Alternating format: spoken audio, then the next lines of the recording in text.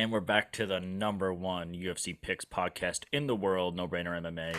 This episode is brought to you by FanDuel.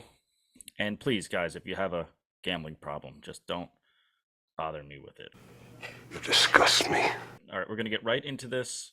Marlon Vera versus Cory Sandhagen. Marlon Vera has been cooking with oil recently. He's on a 4-fight winning streak, all performance of the night or fight of the night awards. And he's recorded back-to-back fights with 3 knockdowns in each fight. Vera, he's super technical, Muay Thai fight style, never takes a step back, just marches forward. Hands down has to be one of the hardest hitters in the bantamweight division. He has quick hands, a lot of pop in his punches, and he actually has been outstruck in his last 3 fights, significant strikes-wise. And with this new wave of UFC judging, we all know that damage is the end-all be-all that dictates fights, and Marlon Vera is able to dish out an absolute ton of damage, even though he might not have the numbers on his side.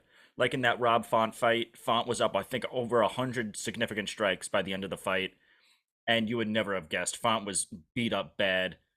He looked like an old catcher's mitt and was knocked down 3 times, and while Vera was just wearing no damage. Vera's got a pretty interesting way of avoiding damage too. He's got big arms and he keeps them high up in that Muay Thai style. And a lot of the strikes that get thrown at him are just blocked by his arms or don't land flush, So he doesn't really take too much damage. He's taken on Cory Sandhagen, who's 2-2 since 2021. He's coming off a pretty dominant win over Song Yadong back in September of 2022.